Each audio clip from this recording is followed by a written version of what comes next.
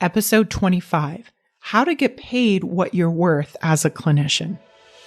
Welcome to Clinicians Creating Impact, a show for physical therapists, occupational therapists, and speech-language pathologists looking to take the next step in their careers and make a real difference in the lives of their clients. If you're looking to improve the lives of neurodiverse children and families with neurological-based challenges, grow your own business, or simply show up to help clients, this is the show for you. I'm Heather Branscombe, therapist, certified coach, clinical director, and owner of Abilities Neurological Rehabilitation.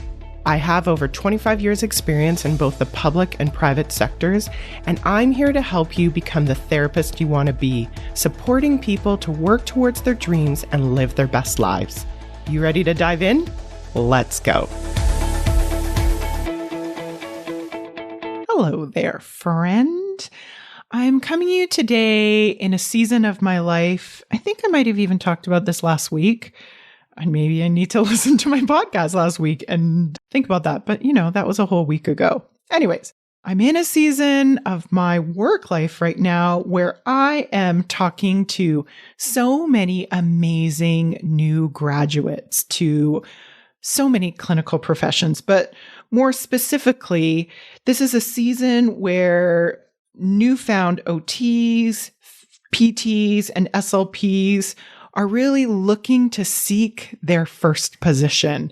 And of course, I always want to be considered for that because, as you know, this is my dream job and I love working with new grads.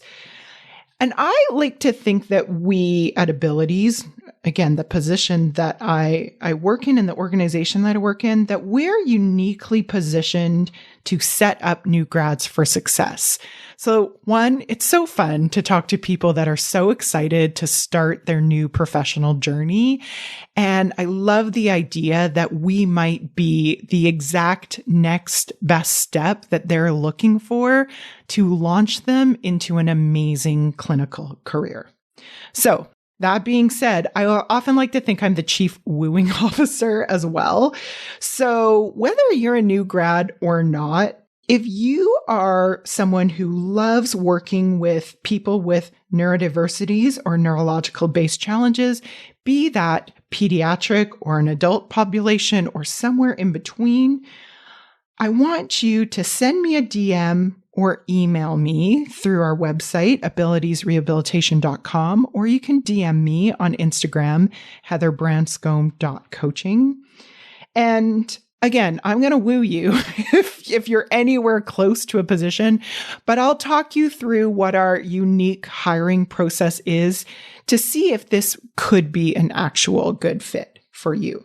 Now, one of the amazing and also totally understandable questions that I'm getting from new grads and from most people as I am looking to find a hiring fit is talking about compensation.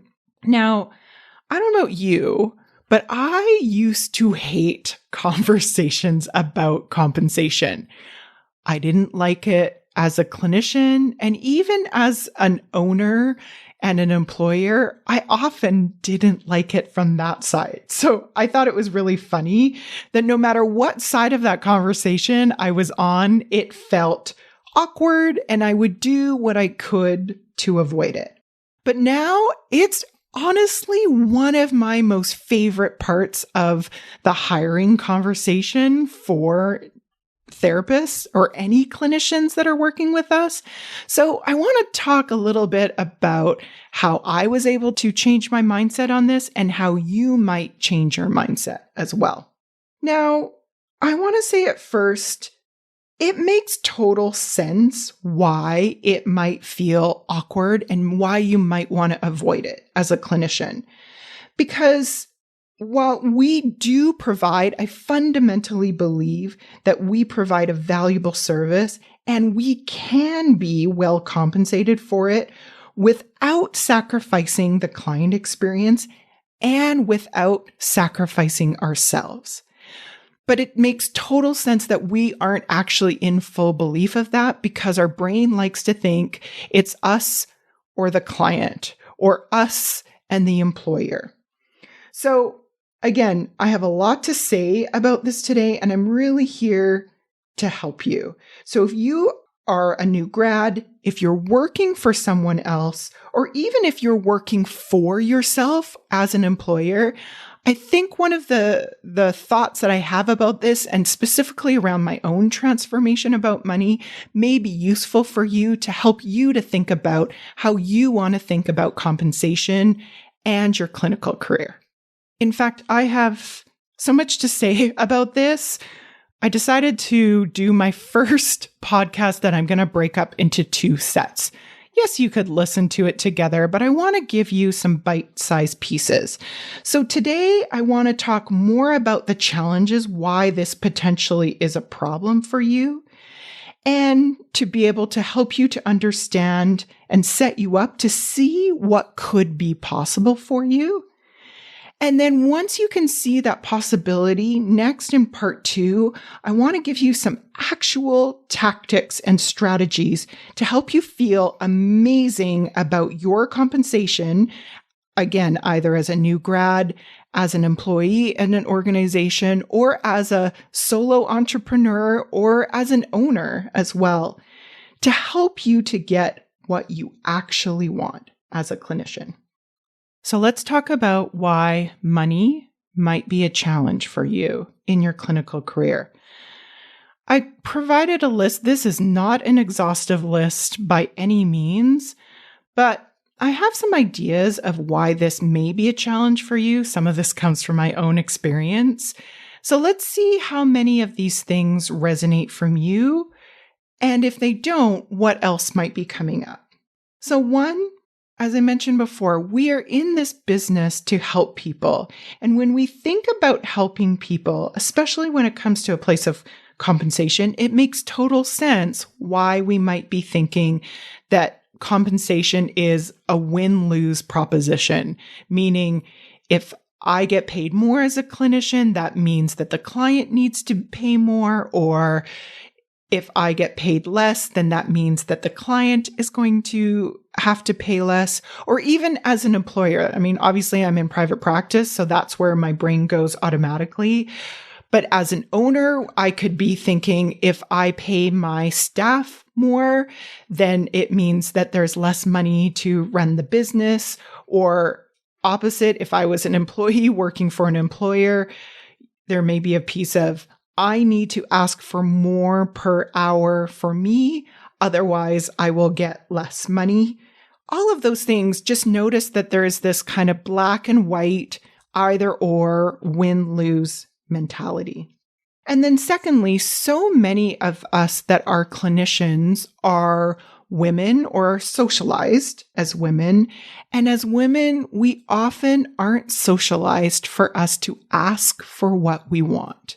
We're often in this position where we are the nurturers, we are the caretakers, and we're socialized to put other people's needs in front of our own.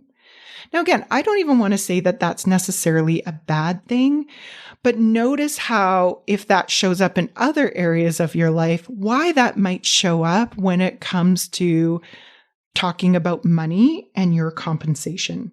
And then finally, I don't know about you, but one of my first areas, actually many of my first jobs as a clinician, was in if either a public practice place where I'm in a unionized position, or just a position where I was offered a salary and it was kind of like take it or leave it. There really wasn't a negotiation that was happening there. Now, again, at the time, remember, I thought that money felt really awkward and I didn't want to ask for it. So I wanted to avoid it. And so it actually felt easier for me to have this money and to decide whether I wanted it or not, because I was able to make a quick decision about it. And then if I felt like the money wasn't enough, then that just allowed me to judge the other person instead of actually taking full responsibility and asking for what I want. I got to blame the other person. So of course, when we are in these kind of positions, which again, not an exhaustive list, but of course, that's going to reinforce that system where asking for money feels awkward and where we might want to avoid it. So I know, again, for me as a new grad, again, this was a few years ago. And so I think there's cultural implications of being that forgotten Gen X piece as well. What would happen to me is I would take whatever I was offered in the position and I would just be happy to be paid. I would just say yes. And I really had zero concept of actually thinking about, is this actually what I truly wanted? I would just happily take what I was given and happy that I didn't have to have an awkward conversation about what I really wanted. And it allowed me the opportunity to not even think about what I really wanted. There was also a place, again, when I was working in public practice, and I'm not saying that this is what happens to anyone else in public practice. This is my experience. Your mileage may vary and probably will. But my experience in public practice when I'm in a unionized position is that I was able, while I may or may not be paid what I wanted, one, I could give that control to my union reps that were doing the negotiation on our behalf. And I decided that the other pieces in public practice were as important. So like the team that I was working with, the contribution I was giving, what I decided was the nobility of working in public practice. And again, all of those are true. And that doesn't mean that I had the opportunity to be able to think about how much I actually wanted to make as a clinician and then decide how I want to do that. We can make all the money that we want to make and have all the satisfaction. It's not an either or proposition. What I really am noticing and actually love most about the culture of the Gen Z population and even some of the end of the older, or I guess younger millennial generation is I'm noticing that those new grads really know what they might want. And I'm not necessarily because I'm not in that generation. And if you are, I'd love your feedback about that. I don't know necessarily how they have decided what they should be compensated.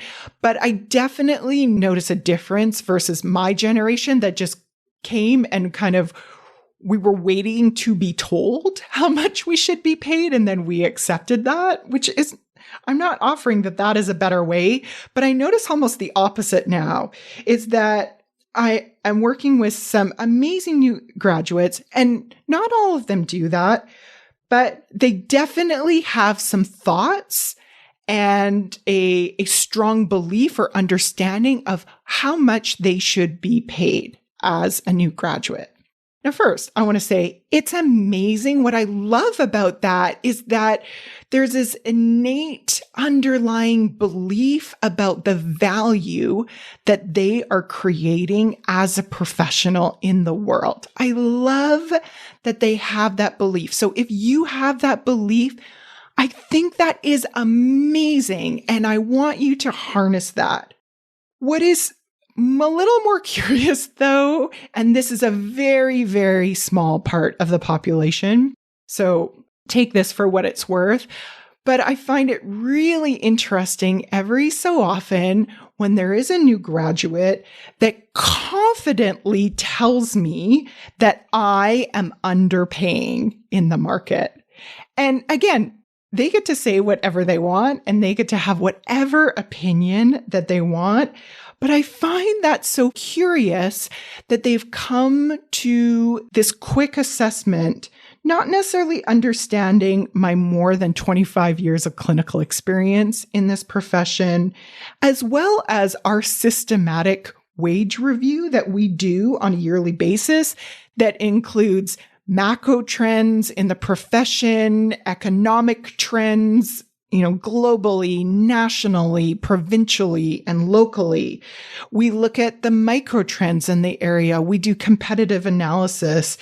And we really do actually understand the value of our therapist. And I think we are actually uniquely positioned to understand how we can help clinicians to create value without always trading time for dollars. So again, just to make sure that I'm clear, I feel very clear about our position, about our compensation, but I find it so fascinating that there are some new grads that come in. And I have some ideas of why that is, and it doesn't even matter. I would just say, as a new grad, I love when you have that belief. I love that for you. My only one piece of strategy that I would give is, instead of coming from this place of authority, especially when you are working with a professional that has been in the industry, who has owned a clinic for more than 15 years and has been in this profession for over 25 years, there may be an opportunity for you to be more curious and to ask more questions. So let's help you become a little more conscious, a little more mindful, and a little more deliberate about what you actually want in a compensation plan. And in that, you get to decide what you are really worth. And we're going to use that to create a plan to be able to create that for you sustainably in your own life. So here's some questions that can help you to get there. So question number one that I always like to ask clients, very basic question: how much do you want to make? And I just want to offer, independent of what you know is around and available, independent of what new grads make, independent of what other clinicians make, how much do you want to make this year?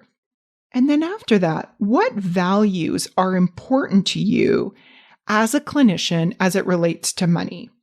And you might think that values don't necessarily match as much here. I don't necessarily mean the value of money to you. What I mean is, what is your tolerance for risk?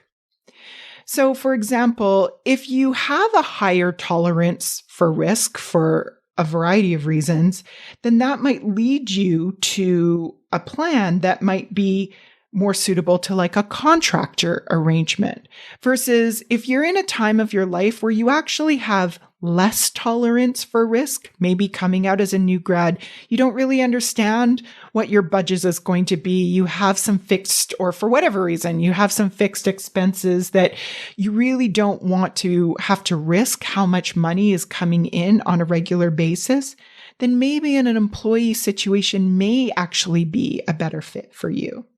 Also consider the overall plan. Instead of how much you're making per hour or per client or however per unit you want to think about, how much vacation time is important for you? How much time away from the clinic is important for you? Do you want sick time? And even if your current employer situation, you don't have sick time, just notice in your ideal world if you would want that or not. And so then we can work on creating that. We'll work on the how after. So again, as you're asking these questions, your brain is going to want to go to the how. But I'll explain a little bit more why the how really isn't important. Let's forget the how and really just dream here. How much mentoring and support are you willing or interested in having?